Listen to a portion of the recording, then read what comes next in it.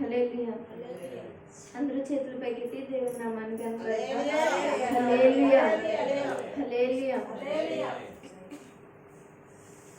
ఈ క్రమ కూడికలో దేవుడి పాటల ద్వారా దేవుని మనం గణపరిచి మహిమపరిచి ఉన్నాం. అలాగే దేవుడు మనకు అనుగ్రహించిన మాటలను మనం తెలుసుకుందాం. అందరూ బైబిల్ తెరిచినట్లయితే దేవుని మాటలు మనం విందాం. అందరూ బైబిల్ తెరిచి ఇర్మియా గ్రంథం 30వ అధ్యాయం, ఇర్మియా గ్రంథం 30వ అధ్యాయం 17వ వచనాన్ని మనం చదువుకుందాం. చదవండి. వారు ఎవరును లక్ష్య పెట్టని సియోననియు వెలివేయబడుదుననియు నీకు పేరు పెట్టుచున్నాను. అయితే నేను నీకు ఆరోగ్యము కలుగజేసేదను, నీ గాయములను మాన్పెదను. ఇదే యెహోవా వాక్కు. ఇక్కడ ఇర్మియా గ్రంథం 30వ అధ్యాయం 17వ వచనంలో మనకి కనబడుతున్న మాట. ఈ మాటలో మనం 17వ వచనం ఆఖరి లైన్ చూసుకుంటే, అయితే నేను నీకు ఆరోగ్యము కలుగజేసేదను, నీ గాయములను మాన్పివేతును. ఇది యెహోవా వాక్కు అని ఇక్కడ మనకి కనబడుతుంది.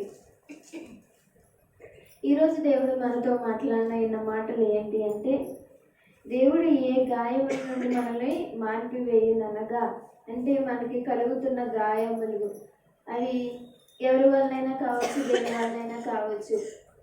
అలాంటి గాయముల నుండి దేవుడు మనల్ని బాగు చేసినట్లుగా, లేదా వాటి నుండి మనకి దేవుడు విడుదల ఇచ్చినట్లుగా, లేదా వాటి నుండి మనల్ని విడిపించినట్లుగా, రక్షించినట్లుగా దేవుడు మనతో మాట్లాడుతూ ఉన్నాడు. నీ గాయములను మాన్పెదను, ఇదే యెహోవా వాక్కు. ఇక్కడ దేవుడే మనకి చెప్తున్న వాక్కు ఏంటంటే, నేను నీ గాయములు మాన్పెదను. నీ ఆరోగ్యపరంగా నీ మనసుకి ఏదైనా సరే, ఎలాంటి గాయములైనా సరే, నేను వాటి నుండి మిమ్మల్ని తీసివేస్తాను. వాటిని తీసివేసి మీకు మంచి ఆరోగ్యమునిస్తాను, సంతోషమునిస్తానని దేవుడు మనకి తెలియజేస్తూ ఉన్నాడు. కీర్తనల గ్రంథము 147వ కీర్తన, 147వ కీర్తన 147వ కీర్తన 3వ వచనాన్ని మనం చదువుకుందాం. గుండె చెదిరిన వారిని ఆయన బాగు చేయువాడు, వారి గాయములు కట్టువాడు. ఇక్కడ 147వ కీర్తన 3వ వచనంలో మనకు కనబడుతున్న మాట మరొకసారి చదువుకుందాం. గుండె చెదిరిన వారిని ఆయన బాగు చేయువాడు, వారి గాయములు కట్టువాడు. మనం చెప్పుకున్న మాట ఏంటి అంటే, దేవుడు ఏ గాయముల నుండి మనల్ని మాన్పివేయును అనే విషయం మీద మనము ఒక 2-3 మాటలు మనం నేర్చుకున్నాం. ఎలాంటి గాయముల నుండి దేవుడు మనకి మాన్పివేస్తాడు, బాగు చేస్తాడు అనేది. మొదటిగా మనసుకు తగిలిన గాయములను దేవుడు బాగు చేసినట్లుగా లేదా మాన్పివేసినట్లుగా మనకి ఇక్కడ కనబడుతుంది. గుండె చెదిరిన వారిని ఆయన బాగు చేయువాడు, వారి గాయములు కట్టువారు. మనసుకు తగిలిన గాయములు ఏవైతే ఉన్నాయో అవి కుటుంబం వల్ల కావచ్చు, మనుషుల వల్ల కావచ్చు, ఆయా పరిస్థితుల వల్ల కావచ్చు, ఆరోగ్యం వల్ల కావచ్చు, ఎలాంటి పరిస్థితులైనా కానీ అది మనసుకు తగిలిన గాయం ఏదైతే ఉందో అది దేవుడు మాన్పివేస్తున్నట్లుగా, దేవుడు తీసివేస్తున్నట్లుగా మనకి దేవుడు ఇక్కడ సెలవిస్తూ ఉన్నాడు. గుండె చెదిరిన వారిని ఆయన బాగు చేయువాడు, వారి గాయములు కట్టేవాడు. ఈరోజు దేవుడు మనకి చెప్తున్న మాట ఏంటంటే, నేను మీ గాయములను తీసివేస్తాను. ఎలాంటి గాయములు అనంటే, మీ మనసుకు తగిలిన గాయములు ఏవైతే ఉన్నాయో వాటిని దేవుడు మాన్పివేస్తానని దేవుడు సెలవిస్తున్నాడు. ఇది నీకు కలిగిన లేదా నీ మనసుకు తగిలిన ఎలాంటి గాయములున్నా, ఎలాంటి పరిస్థితులున్నా, బాధకరమైన విషయాలున్నా, నువ్వు దేవుని దగ్గరికి వెళ్ళి అడిగినట్లయితే, దేవుని దగ్గరికి వెళ్ళి చెప్పుకున్నట్లయితే, దేవుడితో మాట్లాడినట్లయితే దేవుడు చెప్తున్న మాట ఏంటంటే, నీ మనసుకి ఎలాంటి గాయము కలిగినా, నీ మనసుకి ఎలాంటి ఇబ్బంది జరిగినా వాటిని నేను ఏం చేస్తానంటే వాటిని తీసివేస్తాను, వాటిని మాన్పివేస్తాను, వాటిని బాగు చేస్తానని దేవుడు మనకి ఈరోజు చెప్తున్నాడండి. అయితే ఈరోజు సంఘమైన మనము మనకి కలిగిన మనసుకు కలిగిన బాధలు, కష్టాలు ఏవైతే ఉన్నాయో వాటిని దేవుని దగ్గరికి చెప్పుకునే వారిగా మనం ఉండాలి. ఇది నాన్న దేవుడు మనకి అవకాశం ఇచ్చి ఉన్నాడు. ఏంటి ఎలాగానంటే, నా దగ్గరకు వచ్చి మీరు చెప్పుకుంటే వాటన్నిటిని తీసివేస్తానని దేవుడే మనకి తన వాక్య రూపంగా మనకి చెప్తూ ఉన్నాడు. అయితే మనం అంతటా మనం మోకాళ్ళని దేవుని దగ్గరికి వెళ్ళి మీ మనసుకు కలిగిన గాయములు ఏవైతే ఉన్నాయో, మీ మనసుకి ఇబ్బంది చేసిన పరిస్థితులు ఏవైతే ఉన్నాయో, మీ మనసుకు ఒత్తిడి చేసిన పరిస్థితులు ఏవైతే ఉన్నాయో, వాటన్నిటిని దేవుని దగ్గర నువ్వు పశ్చాత్తాపడి నీ మనసులో ఉన్న ప్రతి ఒక్క పరిస్థితిని దేవుని దగ్గరికి చెప్పినట్లయితే దేవుడు ఆ పరిస్థితుల నుండి ఆ యొక్క మీకు కలిగిన ఇబ్బందుల నుండి వాటి నుండి విడుదల కలిగించినట్లుగా మీ మనసుకు కలిగిన గాయములు ఏవైతే ఉన్నాయో వాటిని మాన్పివేసినట్లుగా దేవుడు మనతో చెప్తున్నాడు. ఇక్కడ గుండె చెదిరిన వారిని ఆయన బాగు చేయవాడు అని మనకి ఇక్కడ సెలవిస్తున్నారు దేవుని వాక్యం. గుండె చెదిరిన వాడు అని అంటే వారి యొక్క మనసును సరిలేకుండా మనసులో ఎన్నో బాధ పెట్టుకొని ఎంతో కష్టంతో ఎన్నో ఇబ్బందులతో మనసంతా చాలా కృంగిపోయిన పరిస్థితుల్లో నిండిన వారిని దేవుడు ఏం చేస్తానని అంటున్నాడంటే బాగు చేస్తాను. వాళ్ళకి కలిగిన గాయములు ఏవైతే ఉన్నాయో వాటన్నిటిని కడతాను, వాటన్నిటిని మాన్పివేస్తానని దేవుడు సెలవిస్తున్నాడండి. ఈ దినాన్ని నీకు కలిగిన నీ మనసుకి ఎలాంటి బాధ అయినా కావచ్చు, నీ మనసుకి ఎలాంటి కష్టం వచ్చినా కావచ్చు, నీ మనసుకి ఎలాంటి ఇబ్బంది కలిగినా కావచ్చు, లేదా నీ మనసుని లేదా కృంగదీస్తున్న అనారోగ్య పరిస్థితులే కావచ్చు, నీ మనసుకి ఇబ్బంది కలిగిస్తున్న ఎలాంటి సమస్యలే కావచ్చు, నీ మనసుకి ఇబ్బంది చేస్తున్న నీ కుటుంబం వారే కావచ్చు, నీ కుటుంబ సమస్యలే కావచ్చు, ఆర్థికమైన పరిస్థితులే కావచ్చు, అవి ఎలాంటివైనా మన దేవుని దగ్గరికి వెళ్ళి ఏం చేయాలని దేవుడు చెప్తున్నాడు అంటే దేవుని దగ్గరికి వెళ్ళి మనం ముందుగా మాట్లాడాలి, దేవుని దగ్గరికి వెళ్ళి చెప్పాలి, దేవుని దగ్గరికి వెళ్ళి ప్రార్థనా పూర్వకంగా మన దేవుడిని అడిగినట్లయితే ఆయన చెప్తున్నాడు ఏంటంటే నీ గాయములు నేను మాన్పివేస్తానమ్మా, నీ గాయములు నేను మాన్పివేస్తానయ్యా అని దేవుడు ఈరోజు మనతో మాట్లాడుతూ ఉన్నట్లుగా మనకి కనబడుతుంది.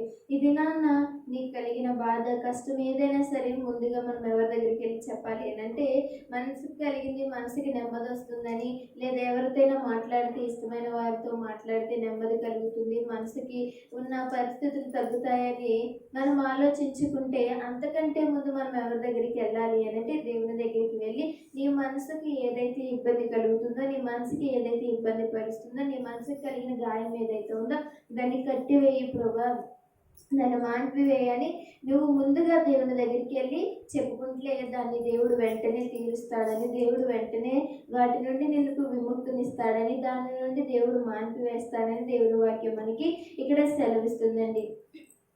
మనము ఎవరి దగ్గరికి రావాలి అంటే మనుషుల వద్దకు కాదు, కానీ ముందుగా దేవుని దగ్గరికి మాత్రమే. మనకు కలిగిన మనసుకు కలిగిన గాయములు ఎవరు తీయగలరండి?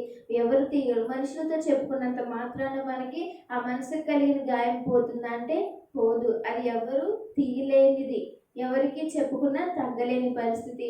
మనం అనారోగ్య పరిస్థితిలో ఉన్నామనుకోండి, ఏదైనా రోగం వచ్చినా ఏదైనా వ్యాధి వచ్చినా హాస్పిటల్కి వెళ్తే ఏ మెడిసిన్ ద్వారా ఎవరో డాక్టర్ ద్వారా చూపించుకొని మనం తగ్గించుకోవచ్చు.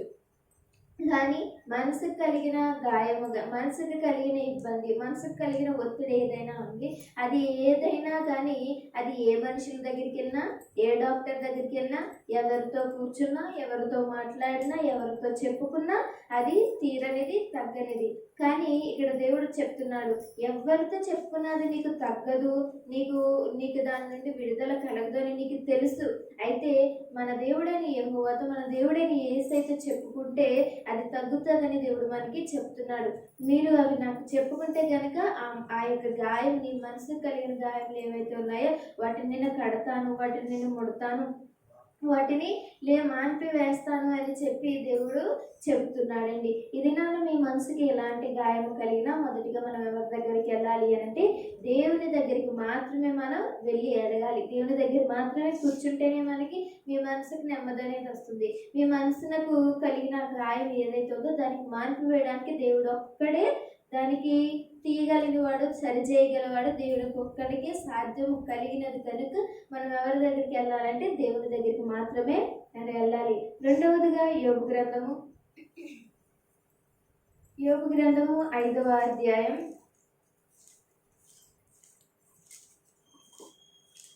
21వ వచనాన్ని మనం చదువుకుందాం. యోబు గ్రంథము 5వ అధ్యాయం 21వ వచనం. నోటి మాటల చేత కలుగు నొప్పి నీకు తగలకుండా ఆయన నిన్ను చాటు చేయును.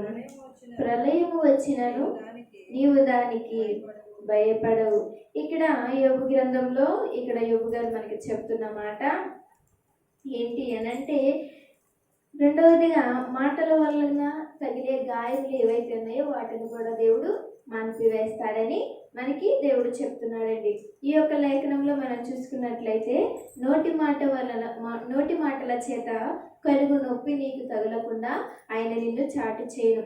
ఎవరైనా సరే నిన్ను నోటి మాటల చేత ఇబ్బంది పరిచినప్పుడు దేవుడు నీకు చెప్తున్నాడు, ఆ మాటలు నిన్ను నొప్పించిన, ఆ మాటలు నిన్ను గాయపరిచిన, ఆ మాటలు నిన్ను ఇబ్బంది పరిచిన, ఆ మాటలు నిన్ను కృంగదీసిన, ఆ మాటలు నిన్ను బాధపరిచిన దేవుడు ఏమంటున్నాడంటే, వాటిని నేను నీ మనసునకు రాకుండా నీకు ఇబ్బంది కలిగించకుండా వాటి నుండి కూడా నేను మాన్పివేస్తాను, వాటి నుండి కూడా నేను తప్పివేస్తాను, వాటి నుండి మిమ్మల్ని తొలగిస్తాను. ఆ మాటలు మీకు గుర్తుండకుండా లేదా అలాంటి పరిస్థితులు రాకుండా, అలాంటి పరిస్థితులు వచ్చిన అటువంటి మనసును చేరకుండా దేవుడు వాటన్నిటి నుండి విడుదలనిస్తానని దేవుడు మనకి సెలవిస్తున్నాడండి. అయితే నోటి మాటల చేత రెండవదిగా ఏంటి అంటే, మాటల వల్ల తగులు గాయములు ఏవైతే ఉన్నాయో వాటి నుండి కూడా దేవుడు మాన్పించగల సమర్థుడని మనకి తెలియజేస్తున్నాడండి. మనకి అర్థమవుతుంది. ఎలా ముందుగా మనం ఏం తెలుసుకున్నాం, మనసుకు కలిగిన గాయములు అవి ఎక్కడికి వెళ్ళినా మాన్పగలిగినవి కానీ తగ్గించగలడం కానీ జరగదు. అది ఎవరి దగ్గర మాత్రమే జరుగుతుందని మనం తెలుసుకున్నామంటే దేవుని దగ్గర మాత్రమే జరుగుతుందని మనం తెలుసుకున్నాం.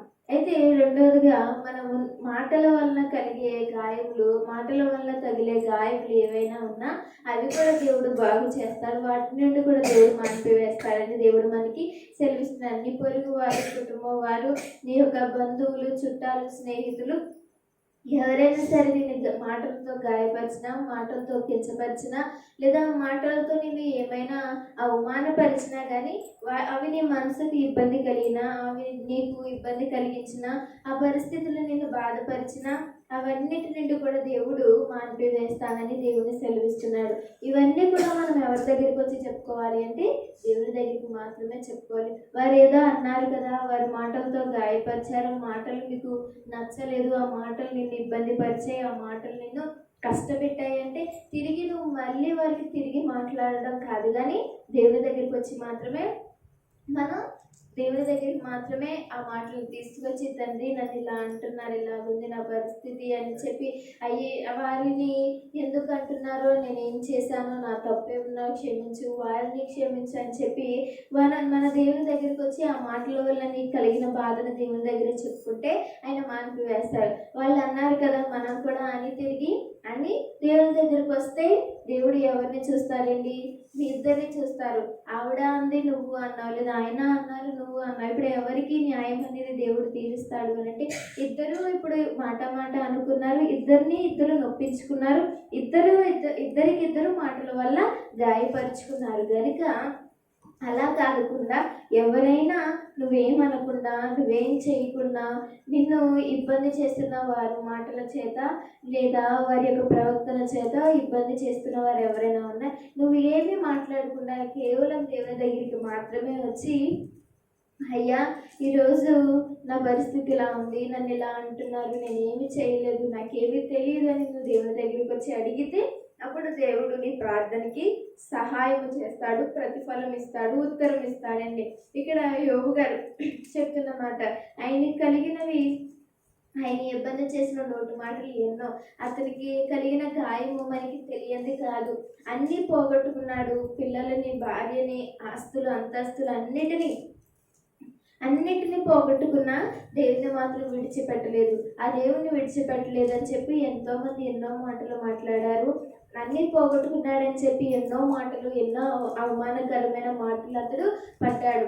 కానీ అతడు ఇవన్నీ ఎవరికి చెప్పాడంటే దేవుని దగ్గరికి మాత్రమే వచ్చి చెప్పాడు. కనుక అక్కడ ఆ మాట అతడు తెలియజేస్తున్నాడు. నోటి మాటల చేత కలుగు నొప్పి నీకు తొలగకుండా ఆయన చాటు చేస్తాడని. ఆయనకి జరిగింది కనుక, ఆయనకి దేవుడు అలా చేశాడు కనుక ఆయన ఇప్పుడు ఆ వాక్యము దేవుడు మనకి తెలియజేస్తున్నాడు. ఏ విధంగా యోగు గారి ద్వారా దేవుడు మనకి తెలియజేస్తున్నాడు. ఏమనంటే నోటి మాటల చేత ఎవరినైనా నేను ఇబ్బంది పడుతున్నా, హింసిస్తున్నా, బాధపరుస్తున్నా వాటన్నిటి నుండి కూడా నేను నిన్నేం చేస్తానమ్మా అంటే బాగు చేస్తాను, ఆ గాయం నుండి మాన్పివేస్తాను, ఆ వాటి నుండి నేను నీకు తగలకుండా నిన్ను కాపాడుతాను, తప్పిస్తాను అని చెప్పి దేవుడు సెలవిస్తున్నాడు. ఈ యోగి గారు పడిన ఆ కష్టము, ఆ బాధ లేదా ఆ మాటలు ఎంతో ఇబ్బందికరమైనవి, ఎంతో నీచమైనవి. వారి స్నేహితుల వల్ల, వారి కుటుంబస్తుల వల్ల, వారి యొక్క బంధువుల వల్ల, ఇంటి వారి వల్ల, లేదా ఆ ఊరు వారి వల్ల, ఆ దేశం వారి వల్ల ఎంతో ధనవంతుడైన ఆయన అన్ని కోల్పోయిన పరిస్థితి రాగానే ఎంతోమంది ఎన్నో మాటలు ఆయన్ని అన్నారండి. అయినా కానీ అతడు దేవుణ్ణి మాత్రమే అనుసరించాడు. దేవుణ్ణి మాత్రం విడిచిపెట్టలేదు కనుక దేవుడు అతడి ఎంతమంది ఎన్ని మాటలు అన్నా కానీ ఆయన మనసునకు లేదా అవి గాయపరచకుండా, ఆయనకు ఇబ్బంది కలగకుండా ఆయన వాటి నుండి, ఆ పరిస్థితుల నుండి, ఆ మాటల నుండి యోబు గారిని కాపాడినట్లుగా, చోటు చేసినట్లుగా మనకి ఇక్కడ కనబడుతుంది. ఇది మనము కూడా మనల్ని ఎవరైనా ఏమన్నా అన్నా కానీ ఆ మాటలన్నిటినీ మనం మన మనసును కానీ మన ఆలోచనలో కానీ పెట్టుకోకుండా దేవుని ఆలోచనలోనికి దాన్ని వదిలేసినట్లయితే దేవుడే చూసుకుంటాడండి. ఎవరో నన్ను ఏదో అన్నారు, ఎవరో నన్ను ఏంటో అంటారు, నన్ను ఇలాగ అంటున్నారు, ఇలా అంటున్నారు, అలా అంటున్నారు, నేను ఇన్ని చేసినా అన్ని చేసినా అని మనం బాధపడితే ప్రయోజనం ఏమీ లేదు. కానీ దేవుని దగ్గరికి ఆ మాటలు దేవుడు నిన్ను అంటున్నప్పుడు ఆమె చూస్తున్నాడు కనుక నువ్వు తిరిగి ఒక్క మాట కూడా అనకుండా వచ్చేసినట్లయితే అవన్నీ దేవుడు చూస్తున్నాడు కనుక దేవుడు నీ పట్ల కార్యం చేస్తాడు. ఆమె నిన్ను తప్పుగా అందా, ఏ విధంగా అనేది దేవునికి తెలుసు కనుక నువ్వు ఆమెని దేవుని చేతులకు మాత్రమే అప్పగించాలి. అప్పుడు దేవుడు ఆమెను చూసి లేదా అతన్ని చూసి ఆ పరిస్థితి చూసి ఎందుకు వచ్చింది, ఎందుకు అన్నారని దేవునికి అర్థమవుతుంది కనుక నీకు న్యాయం తీర్చేవాడిగా దేవుడు మాత్రమే సహాయం చేయగలడు. ఆ మాటల పరిస్థితి నుండి తిరిగి మళ్ళీ ఇంకొకసారి ఆమె నీ జోలికి రాకుండా, నిన్ను అలా అనకుండా నిన్ను ప్రేమించేలాగా, నిన్ను చక్కగా చూసేలాగా దేవుడే చేస్తాడండి. ఇది మరొక విషయాన్ని మనం తెలుసుకున్న అపోస్తలుల కార్యం 16వ అధ్యాయం. అపోస్తలుల కార్యం 16వ అధ్యాయం 33వ వచనాన్ని చదువుకుందాం. అపోస్తలుల కార్యం 16వ అధ్యాయం 33వ వచనం. రాత్రి ఆగడియలోనే అతడు వారిని తీసుకుని వచ్చి వారి గాయములు కడిగెను. వెంటనే అతడు అతనిని ఇంటి వారందరూ బాప్తీసము పొందిరి.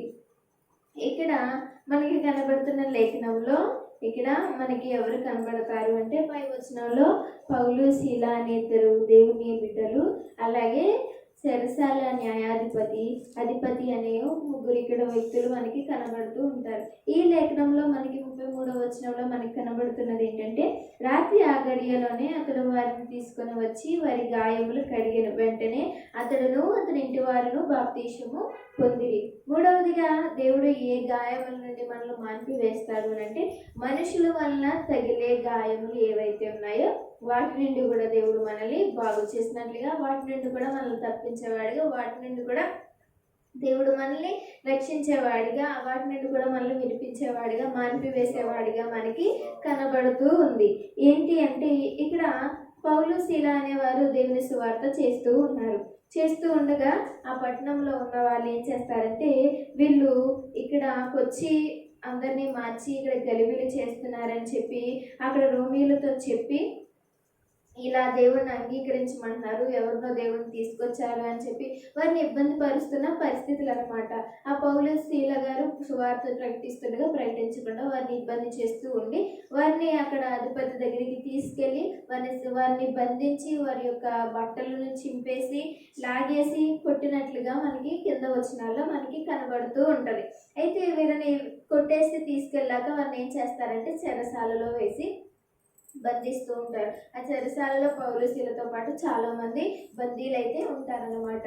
అయితే అలా ఉన్నప్పుడు వీళ్ళు పౌలు శీల అనేవారు పాటలతో దేవుణ్ణి స్తుతించడం ప్రారంభిస్తూ ఉంటారు.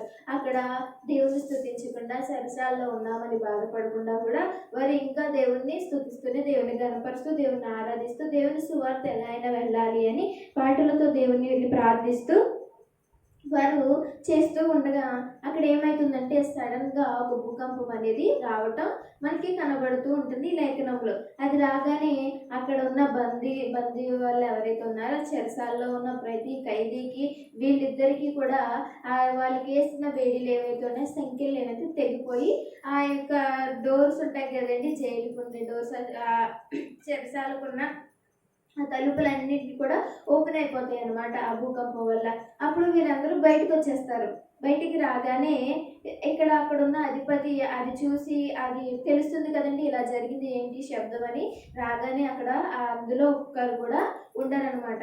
ఉండనప్పుడు ఆ చెరసాల అధిపతి ఏంటంటే, అమ్మో వీళ్ళందరూ పారిపోయారంటే ఇప్పుడు నన్ను ఈ రాజు, ఈ అధిపతి నన్ను ఏం చేస్తాడంటే చంపేస్తాడు, ఇక నేను బ్రతకన అవసరం లేదు, నా పని అయిపోయిందని చెప్పి అతడు ఏం చేస్తాడంటే తనను తాను హాని చేసుకోవడానికి, తనను తాను చంపేసుకోవడానికి కత్తి తీసుకొని పొడుచుకునే ప్రయత్నం చేస్తుంటే ఈలోపు పౌలు శీల, అయ్యా నువ్వేం చేసుకోకు, మేము అందరం ఎక్కడికి వెళ్ళలేదు, అందరం ఇక్కడే ఉన్నామని చెప్పి అలా అక్కడికి వచ్చేస్తారనమాట. అందరూ ఇక్కడే ఉన్నా, నువ్వేం చేసుకోక, ఎవరికి ఏం కాలేదు, అందరూ ఎవ్వరూ తప్పుకోలేదని చెప్పి చెప్పగానే అప్పుడు అతడు కొంచెం నెమ్మలు పడి, అయ్యా నేను కూడా దేవుడిని తెలుసుకుంటాను, ఎవరా దేవుడు, నాకు కూడా రక్షణ కావాలి, నాకు కూడా బాప్తిసం కావాలి అని చెప్పగానే దేవుని మాటలు పౌలు శీల ఆ వ్యక్తికి, ఆ చెరసాల నాయకుడికి చెప్తారనమాట. చెరసాల నాయకుడు దేవుని నమ్మి రక్షణ పొంది తన ఇంటికి వీరిని తీసుకెళ్తాడు. అప్పుడే ఆ రాత్రి వాళ్ళని తీసుకెళ్ళిపోయి, ఇప్పుడు వారిని కొట్టారు కదండి పౌలు శీలని, వాళ్ళు ఇలా చేస్తున్నారు అని చెప్పి ఆ ఊరు వాళ్ళ పట్టణం వాళ్ళు కొట్టిన గాయములు ఏం చేస్తున్నారంటే ఈ యొక్క నాయకుడు, చెరసాల నాయకుడు వాళ్ళు ఈ గాయములన్నీ కట్టి ఆ గాయములను కడిగి వారికి కడుతున్నట్టుగా మనకి ఇక్కడ కనబడుతుంది. అది 33వ వచనంలో మనకు కనబడుతున్నది. రాత్రి ఆ గడియలోనే అతడు వారిని తీసుకొని వచ్చి వారి గాయములు కడిగను. వెంటనే అతనును అతని ఇంటి వారందరూ బాప్తిసము పొందిది. తర్వాత వారు ఏం చేసిన గాయములు కట్టాక ఆ నాయకుడు, ఆ ఇంటి వారందరూ కూడా బాప్తిసం పొందినట్లుగా, దేవుడిని నమ్మినట్లుగా మనకు కనబడుతుంది. ఇక్కడ మనకి కావాల్సిన మాట ఏంటంటే గాయములు, మనుషుల వల్ల కలిగే గాయములు, ఆ దెబ్బలు ఏమైనా కానీ అవి కూడా దేవుడు మాన్పివేస్తానని దేవుడు మనకి సెలవిస్తున్నాడు. ఎవరైనా చేతుల ద్వారా చేతులు వాడి ఇబ్బంది పరిచినా, నిన్ను కొట్టినా, ఎవరైనా అనుకోకుండా లేదా కావాలని నిన్ను హాని చేయాలి, ఇబ్బంది పరచాలి అని ఎవరైనా ముందుకు వచ్చినప్పుడు కూడా వాటి నుండి దేవుడు కూడా నేను కాపాడుతాడు. ఆ పరిస్థితులు, ఆ గాయములు కూడా నీకు మాన్పివేస్తానని ఒక ఉదాహరణతో దేవుడు మనకి చెప్తున్నాడు. ఎలా అంటే పౌలు శీలను కొట్టిన దెబ్బలు కూడా ఎలా అయితే ఒక నాయకుడు, చెరసాల నాయకుడు చేత బాగు చేయించాడు, ఆ గాయములు మాన్పివేశారు, అదేవిధంగా మనకి మనుషుల వల్ల ఏదైనా హాని జరిగినా, ఏదైనా కష్టం వచ్చినా, ఎవరైనా మనల్ని దెబ్బల చేత ఇబ్బంది పరిచినా అలాంటి గాయములను కూడా దేవుడు మనుషుల వల్ల తగిలే గాయములు ఏవైతే ఉన్నాయో వాటి నుండి కూడా దేవుడు మనల్ని కాపాడుతానని, ఆ గాయములు కూడా మాన్పివేస్తానని దేవుడు మనకి సెలవిస్తున్నాడు. ఈ దినాన మనుషుల వల్ల నీకు ఎలాంటి గాయం కలిగినా ఆ గాయం కూడా మనం ఎవరి దగ్గరికి వెళ్ళి చెప్పుకోవాలి అండి, దేవుని దగ్గరికి మాత్రమే ఇలా చెప్పాలి. ఈ పౌలు శీల వారు కొట్టారు కదా అని చెప్పి వదిలేసి దేవుని స్తుతించకుండా, దేవుని ప్రార్థించకుండా ఉంటే వారి గాయములు కట్టేవారు ఎవరైనా ఉండేవారంటారా? ఎవరు ఆయనకి దొరికేవారు కాదు. కానీ వారు దేవుని విడిచిపెట్టలేదు. మమ్మల్ని సువార్త ఆపేశారు కదా, చేయనివ్వలేదు కదా, మేము చెరసాల్లో ఉన్నాం కదా, కామ్గా కూర్చోవచ్చులే, వాళ్ళు వదిలినప్పుడు వెళ్ళొచ్చులే అని వాళ్ళు అలా కామ్గా ఉండుంటైతే దేవుడు వారికి కలిగిన గాయములు ఏవైతే అవి మానిపోయే విధంగా ఆ గాయములు కట్టేవారు కనబడేవారు కాదు. వారు ఏం చేశారు? చెరసాల్లో ఉన్నా కానీ సువార్త ఆగకూడదు, మేము ప్రార్థన ఆపకూడదు అని చెప్పి మీరు ప్రార్థన చేశారు. పాటల ద్వారా అక్కడ అందరినీ రక్షించినట్లుగా, ఆ చెరసాల వారందరినీ కాపాడినట్లుగా మనకి కనబడుతుంది. అలాగే ఆ నాయకుడు కూడా రక్షణ పొందేలాగా ఆ నాయకుడి ద్వారా అక్కడ వాళ్ళకి కలిగిన గాయములు ఏవైతే ఉన్నాయో వాటిని మాన్పినట్లుగా దేవుడు మనకి సెలవిస్తూ ఉన్నాడు. ఈ దినాన మనం తెలుసుకున్నాం కదండి, ఎలాంటి గాయముల నుండి దేవుడు మనల్ని మాన్పివేస్తాడు. ఏ గాయముల నుండి మాన్పివేస్తాడంటే, నీ మనసుకు కలిగిన గాయములు ఏమైనా ఉంటే, లేదా మాటల వల్ల కలిగే గాయములు ఏమైనా ఉంటే, మనుషుల వల్ల తగిలే గాయములు ఏమైనా ఉంటే, వీటన్నిటినీ మీరు తిరిగి వారికి ఇలా నేను మళ్ళీ హాని చేయాలి, నన్ను చేశారు అని కాకుండా మనము అది దేవుని చేతులకు మాత్రమే అప్పచెప్పి దేవుడే చూసుకుంటాడు, నేను దేవుణ్ణి విడిచిపెట్టకుండా, దేవుని ఆయనని విడిచిపెట్టకుండా వీళ్ళని ఆయన చేతులకు అప్పగించుకొని నేను వస్తాను, నిలబడతానని మీ పరిస్థితులు మనసునికి కానీ మాటలతో కానీ లేదా మనుషుల వల్ల తగిలే ఏ గాయమునైనా కానీ దేవుని చేతులకు అప్పగించుకొని మనం వచ్చిన వారం నిలబడిన వారం అయితే దేవుడు నీ పట్ల న్యాయం తీర్చేవాడిగా ఉన్నాడని ఈరోజు దేవుడు మనకి సెలవిస్తున్నాడండి. ఇది నాన్న నువ్వు దేవుని దగ్గరికి వచ్చి నీ కలిగిన గాయములు ఏమైనా ఉంటే వాటన్నిటినీ దేవుని దగ్గర చెప్పుకోండి.